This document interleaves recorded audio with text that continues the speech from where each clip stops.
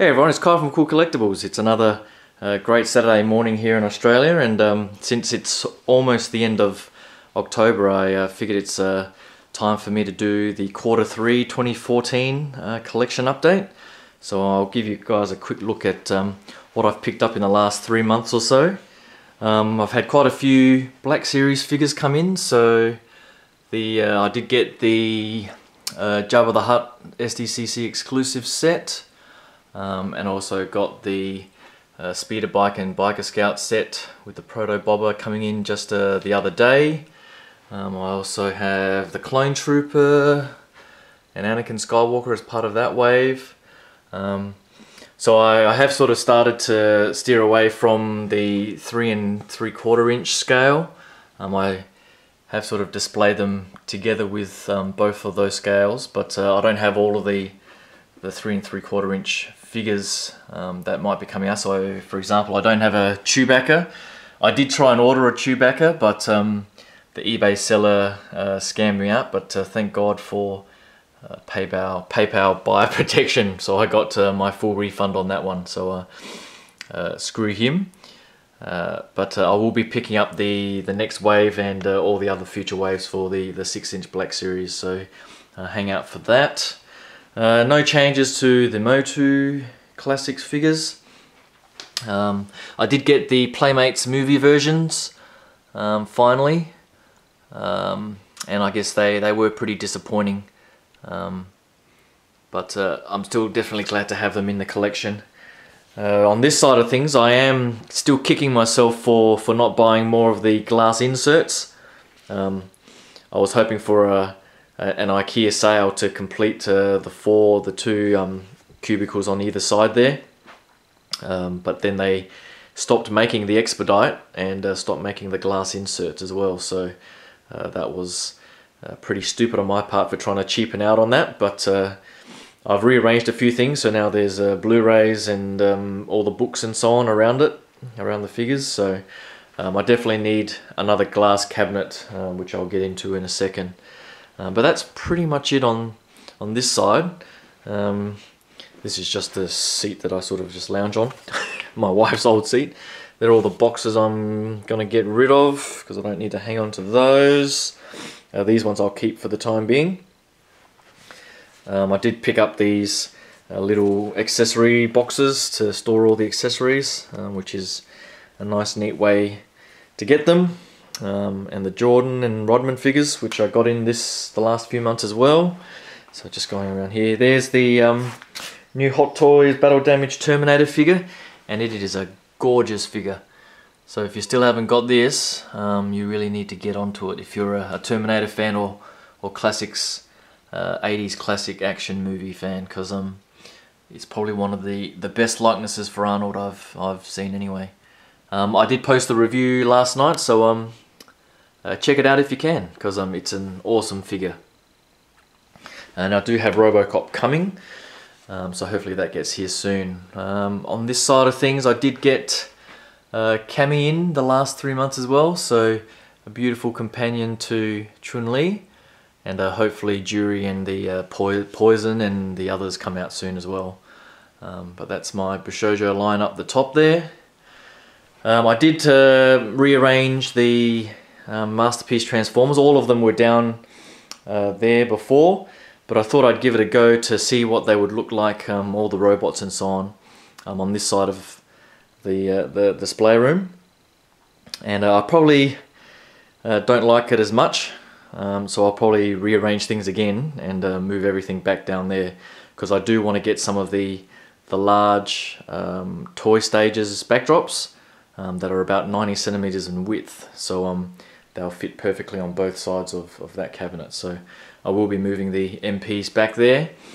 But what have I got? King Grimlock came in the last few months, and I was a bit disappointed after I found out that it was an inferior paint application to the original, and that's due to the fact that it being a Hasbro Asia release. And I just saw last night that they've announced the Hasbro Asia Skywarp, and they have screwed up the direction of those insignias and added a few other things that aren't exactly cartoon accurate as well. So I just don't know why Takara couldn't do that themselves and release a proper Skywarp and Thundercracker, but it looks like they've left it to Hasbro to screw that up. So I don't know, the OCD side of me just, I don't know, can't get past the fact that they have inconsistent insignias on the wings. I know it's petty, but I don't know, and they're asking $200 for that thing, which is just, I don't know, friggin' stupid. So I'll probably end up passing on that one as well. But Takara release for Wheeljack is just beautiful. I love this figure, and it just goes perfectly with all of their other G1 characters. So definitely loving the MP line out of Japan. So if you're getting onto them, definitely get on quick, because once they sell out, the prices do skyrocket. And here's my MP 9B. I finally was able to put him into alt mode after I got the die-cast knee joints. So I put up a review recently on how to do that modification. It takes a bit of disassembly, but other than that, it's no big deal. And it does look pretty damn awesome. I finally got the Enter Bay figures. Once Rodman came out and they teased Pippin, I just had to have the what I think is the best NBA trio ever. So loving those figures actually. The quality is probably not as good as Hot Toys, but the head sculpt itself is definitely up there. But the body and the stands, yeah, just not quite at Hot Toys quality yet. So hopefully they keep improving. But for NBA fans in the 90s, these are great figures to have. Ninja Turtles, I got the Revoltech Ninja Turtles in the other day, and hands down, you know, putting aside that they're the new incarnation in the cartoon and so on, and people might not like that representation of the characters, these figures by themselves are hands down the best Ninja Turtles figures I've ever seen anyway. Just the articulation, the attention to detail, the paint app. I mean, I don't think there's any other Ninja Turtle figures that you can sort of get into poses like that, for example. And these are, yeah. I've checked out the cartoon a couple of episodes, and I was actually surprised how much I enjoyed them. So the storyline and the way they've animated it is very good. So I actually saw a couple of episodes of Transformers Prime as well with my son, and it's in the same sort of you know, line as that, where there's, you know, some mature themes in there, and you know, a bit for the adults as well. So definitely liking that, and I'll probably give that a rental for season 1 or 2, and see how my son likes it as well. So I've displayed the original NECA Comics ones with these new Playmates ones, because both of them are my favourite Ninja Turtle figures by far. On the other 1/6 scale front, I did get Light Armor Thor and Golden Age Cap in the last 3 months as well. So definitely getting the core Avengers team. So all I'm waiting for now is the die-cast Iron Man 3, which will come out in 2015. So I'm not going to worry about Hawkeye and Black Widow and the others. I'll keep to the big 4. And I did see the Avengers 2 trailer the other day, and that does look pretty friggin' awesome. Spider-Man, I haven't really changed much. As you can see, I sort of keep it in those sort of rigid poses to not overstretch the suits, unless I'm, you know, doing a photo or something like that.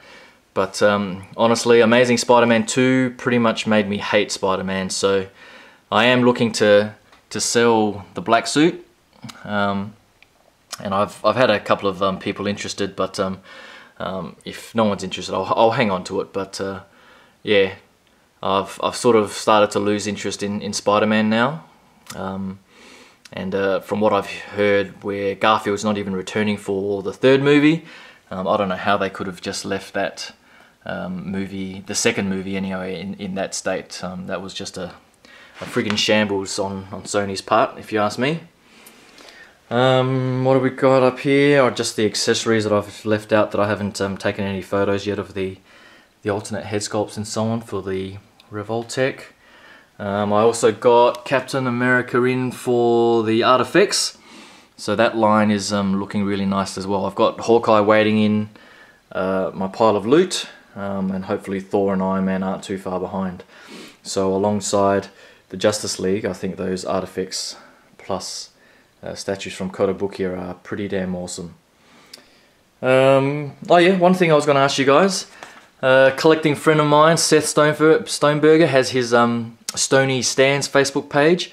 I'm still trying to decide exactly how I want to display these alternate head sculpts and so on.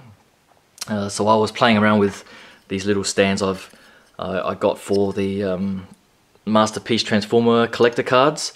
And with the head sculpts on here, I don't think it complements my display too well.